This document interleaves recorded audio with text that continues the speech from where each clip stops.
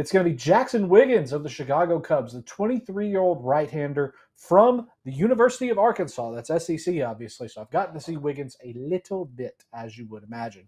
Drafted in 2023's big-bodied fella, 6'6", 225.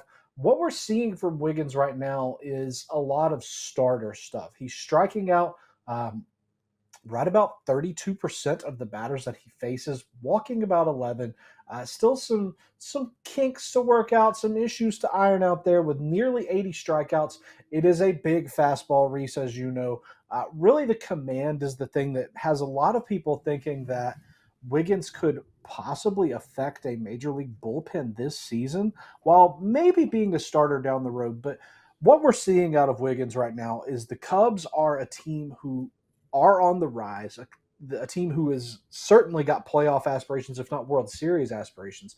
And Wiggins is a guy that I feel like a lot of teams are going to be very interested in because of the fact that he could be so valuable in a variety of roles. What do you think of Wiggins? I think that Wiggins is probably a starter. It's going to be an interesting starter because, he does have some command blips every once in a while, and Mm. that can lead to some blow up outings. But I think that Jackson Wiggins is a very exciting prospect. And if I were one of these selling teams, I would love to get Jackson Wiggins back. We view him very highly over Prospects Live. After the trade deadline, we are going to publish our re-ranked prospects because it doesn't make sense for us to release them and then have to change them 2 days later. So Jackson Wiggins is very high on the Cubs list for us, but I think that he could be very high on another team's list as well. And speaking about a guy who would be very high on another team's list, Spencer Jones. He is maybe the most controversial baseball topic out there right now. I mean, it's either getting thrown out of a College World Series game in the first inning or Spencer Jones are the two most controversial topics in baseball.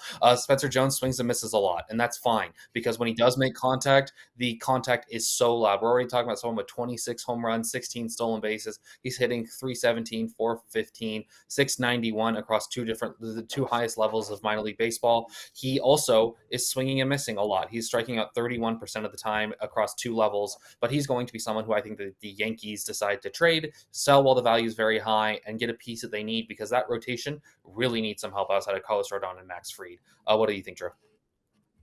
Reese, do you remember earlier in the season? I believe it was maybe last season, after the show, a gentleman that I compared Spencer Jones to. Do you remember who that was? Who?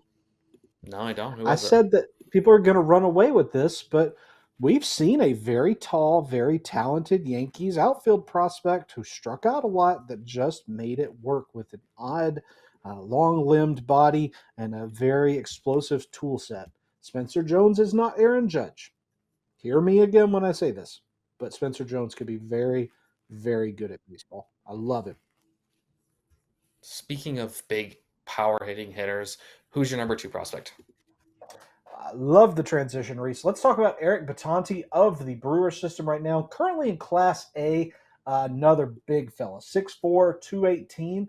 That is a Drew-shaped body minus about 100 pounds for those of you curious at home. And he sure hits like it, too. Uh, the thing with Batanti is that we've seen not only is he just raw power, not only does he run those high isolated power metrics, again, slug minus average for you guys at home, last season across two levels, a 262 ISO Reese. This year, a little bit lower at 195, but we're seeing right now out of him 14 home runs, 14 stolen bases at the level. He is uh, currently slashing 240, 333, 435, striking out about 35% of the time. So a lot of the same elements of, I guess, if you like Spencer Jones, chances are you'll like Eric Batanti. The infield for the Brewers in a couple of years pretty log jammy, so maybe he's an expendable piece that a team would say, I want some of that. I agree with you on that. I think that he's an interesting prospect for sure. The three true outcoming of him makes it interesting. I'm going to go really quickly here. The Phillies, they need to maximize this core. The number two prospect for me that might get traded is Eduardo Tait. Not that I think that he should be, but Dave Dombrowski has shown a willingness to trade prospects in a time where no one else wants to. Trader Dave is going to make it happen. I don't think he's much of a catcher, but we're talking about a guy who has 11 home runs in a very pitcher friendly league in the Florida State League. This is a guy who has top of the scale power, if not very close to that, and has enough plate skills to get to that powering game. Drew, really quickly here, who is your number three prospect? Really quickly, this is a bit of a dark horse, but let's talk about Cam Schlibler of the New York Yankees. He's been a bit of a pop up this season, but if you've paid attention to Prospects Live, you know we've been on him. This is a guy that can really pitch. Out of Northeastern, he was a seventh round pick in the 22 draft. Really, really very impressive through 14 starts this year. Strikes out a ton of guys, keeps the ball in the park, keeps the ball on the ground when he can. But I think that there's going to be a bit of a jam in the Yankees rotation. I think that he could be expendable now that we've seen two games as something of a major league audition for teams as the Yankees look to add at the deadline, buddy. Who's your last one?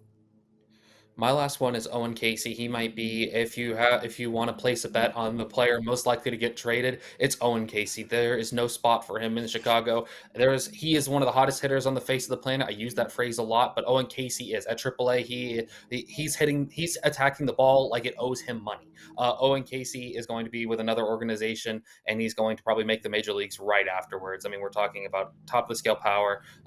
He's Canadian too, so he's probably a really nice guy. So yeah, I'm excited to see where Owen Casey ends up landing after the trade deadline.